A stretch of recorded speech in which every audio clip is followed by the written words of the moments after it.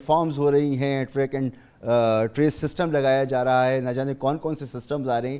تو یہ باتیں ہر دفعہ ہوتی ہیں، ٹریڈرز پہ ٹیکس لگانے کی بات ہوتی ہے اور کہتے ہیں جی کوششیں اس کے لیے کی جا رہی ہیں، پھر ناکام ہو جاتے ہیں، پھر ہر بجٹ پر وہیں آ کے ہم کھڑے ہو جاتے ہیں، پھر اسی طبقے کو پکڑ لیتے ہیں جو پہلے سے ٹیکس دے رہا ہے. تو یہ کیوں ہوتا ہے؟ کیونکہ ہماری سیاسی لیڈران کے اندر وہ جرت نہیں ہے، سیاسی جرت نہیں ہے کہ جس کے تحت یہ فیصلے کیے جاتے ہیں. لیکن کچھ فیصلے معیشت کے وزیر کر سکتے ہیں اگر ان کو معیشت کی سمجھ ہو. لیکن کچھ فیصلے جو ہے نا وہ سیاسی لیول پہ لیے جاتے ہیں. دکانداروں کا ٹیکس اگر آپ کو لگانا ہے تو ایک سیاسی فیصلہ کرنا چاہیے. اس وقت تو IMF کہتا بھی نہیں تھا دکانداروں کا ٹیکس لگانا، میں نے کہا تھا کہ لگانا ضروری ہے کہ اگر پاکستان میں 23 لاکھ دکاندار ہیں اور صرف 30 ہزار ٹیکس بھر رہے ہو تو یہ زیادتی ہے. اگر آپ کسی تنخواہ دار آدمی سے کہتے ہیں، کسی ٹیچر سے، کسی نرس سے، کسی کیمرہ مین سے کہ 50,000 روپے کی تمہاری آمدن ہے تو اس پہ تم 5% ٹیکس دو اس کے اوپر، تو پھر آپ کا یہ فرض بنتا ہے کہ آپ دکاندار کو بھی کہیں کہ یار مہینے کے 3-4 ہزار روپے، روز کا 100 روپے تو ٹیکس بھر دے. یہ آپ کا فرض بنتا ہے کہ کسی کے پاس 500 ایکڑ کی زمین ہو ایگریکلچر کی اور وہ ایک پیسہ ٹیکس نہ بھرے اور کوئی نوکری کر رہا ہو اس کے اوپر ٹیکس بھرے. تو اگر آپ نے ٹیکس ایکسپینڈ کرنا ہے تو پراپرٹی کو، ریئل اسٹیٹ کو، ایگریکلچر انکم کو آپ نے ٹیکس نیٹ میں لانا ہوگا. اگر آپ کہیں کہ نہیں میں صرف مینوفیکچرنگ کے اوپر ٹیکس کروں گا اور صرف سیلری کلاس کے اوپر ٹیکس کروں گا اور چھوٹے تاجروں کے اوپر بھی ٹیکس نہیں کروں گا تو یہ ناکافی ہے. آپ کو یہ ٹیکس نیٹ کو کھولنا ہوگا. یہ بڑا آسان ہوتا ہے کہ آپ 1% جو ہے وہ سیل ٹیکس بڑھا دیں کہ 17 سے 18 کر دیا تھا پچھلے سال. لیکن کیا کہہ رہے ہیں آپ؟ یہ کہہ رہے ہیں کہ جو چوکیدار جو ماسی صابن خریدنے جا رہی ہے میں اس سے 1% ٹیکس اور لوں گا، 18% سے ٹیکس لوں گا، لیکن میں بڑے لوگوں سے ٹیکس نہیں لوں گا. تو ملک تو اس طرح نہیں چلتے نا بھائی. دیکھیں آپ نے ٹریڈرز پر ٹیکس لگانے کی کوشش کی، نہیں ہو سکا. موجودہ حکومت نے ٹیکس لگایا، انسینٹو بھی دیا، لیکن اس کے باوجود 35 لاکھ میں سے صرف 75 لوگوں نے جو ہے رجسٹر کرایا اپنے آپ کو. تو کون سی ایسی طاقت ہوتی ہے ٹریڈرز کے پاس کہ وہ جو ہیں حکومت کی مانتے ہی نہیں ہیں، اپنی مرضی چلاتی ہیں؟ کوئی طاقت نہیں ہوتی ہے. یہ انٹرنل پالیٹکس نون کی تھی اس وقت جب ہم کو ٹیکس روکا گیا تھا.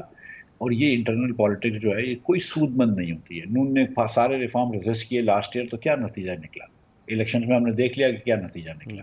تو یہ اب پاکستان اس نہج پہ پہنچ گیا ہے کہ جہاں آپ ریفارمز ڈیلے کریں گے تو آپ کوئی فائدہ بھی، سیاسی بینیفٹ بھی نہیں ہوگا. لوگ بھی ذی شعور ہیں، وہ جانتے ہیں کہ آپ وقت گزار رہے ہیں اور وہ نہیں چاہتے کہ آپ وقت گزاریں، وہ چاہتے ہیں کہ آپ کچھ کام کریں.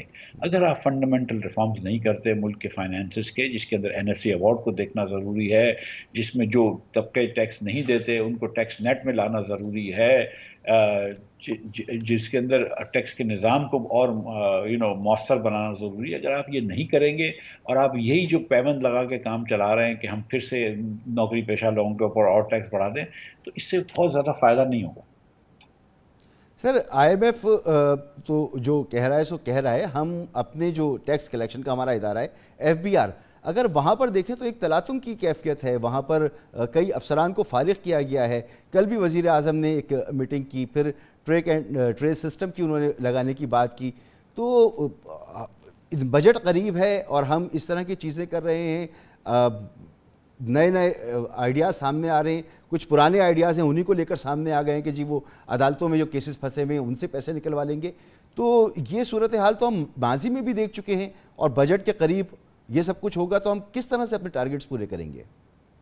دیکھیے یہ جو باتیں ہوتی ہیں نا کہ ہم عدالتوں سے پیسے نکلوا لیں گے، وہ پتہ نہیں کتنے ہزار ارب روپیہ جی پھنسا ہوا ہے اس میں، آپ سمجھ رہے ہیں کہ پتہ نہیں کتنے پیسے نکالیں گے، 100 ارب روپیہ بھی نہیں نکلے گا. یہ خام خیالی ہوتی ہے اور یہ بیسکلی ریفارمز ڈیلے کرنے کی بات ہوتی ہے. یہ وزیر اعظم نے جو فرمایا کہ ہم 2400 ارب روپے ٹیکس، 24,000 ارب روپے ٹیکس جمع کر سکتے ہیں لیکن صرف 10,000 کرتے ہیں، یہ بات بھی میں نہیں مانتا. 24,000 ارب روپے ہم ٹیکس نہیں جمع کر سکتے. اگر آپ اپنے 70% اکانومی کو ایگزمپشن دے رکھی ہے اور صرف 30% اکانومی پہ ٹیکس لے رہے ہو تو یہ نہیں ہو سکتا، یہ ممکن نہیں ہے. اور یہ بیسکلی ریفارمز کو نہ کرنے کے بہانے ہیں. آپ نے بیسک کر رہے ہوں گے اور جلد بازی میں فیصلے نہیں کرنے چاہیے کہ آج آپ نے 20 لوگوں کو جو ہے وہ SD بنا لیا، کل کچھ کر لیا.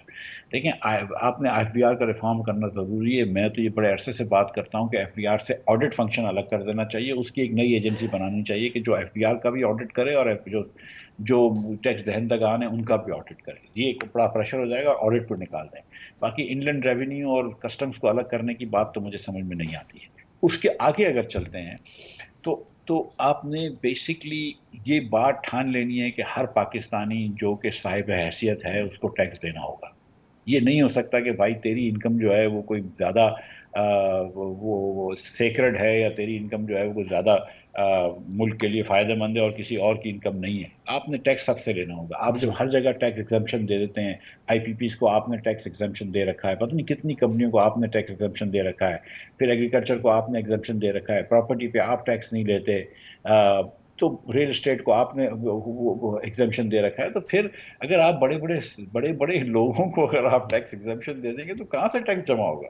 ٹھیک ہے، یہ بات تو اپنی جگہ ہے، لیکن سر ایف بی آر ہو یا کسٹم ہو، اس میں کرپشن کی جو داستانیں ہیں وہ اوپن سیکرٹ ہیں، کون نہیں جانتا.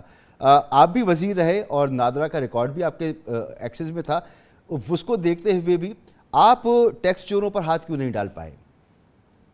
جب میں 17 میں وزیر بنا تھا، جی 18 میں وزیر بنا تھا، تو ہم نے یہ سوچا تھا کہ نادرا سے کچھ ایک انالیسس کروایا تھا، ایک ریگریشن انالیسس کروایا تھا، کہ جس کے تحت ہم نے دیکھا تھا کہ what does a typical tax pair look like. تو ٹپیکل ٹیکس پیئر کے فورن بینک اکاؤنٹ ہوتے ہیں، پاکستان میں ہی فورن بینکس میں ایک اکاؤنٹ ہوگا، 2 گاڑیاں ہوتی ہیں، کسی پوش علاقے میں رہتا ہو، چاہے وہ کراچی ہو، لاہور ہو، اسلام آباد وغیرہ وغیرہ. پھر ہم نے اس کو ریگریس کیا کہ ایسے کیسے کتنے لوگ ہیں، مطلب 10 لاکھ سے زیادہ تھے، کہ جو پاکستان میں رہتے ہیں، جو they look like a typical tax payer but they not tax payer. لیکن اس وقت لیگلی ہم ڈیٹا شیئر نہیں کر سکتے تھے ایف بی آر اور نادرا کے اندر. تو 17 کے اینڈ پہ ہم نے یہ بجٹ کے اندر ایک قانون چینج کیا جس کے تحت نادرا اور یہ شیئر کر سکتا تھا.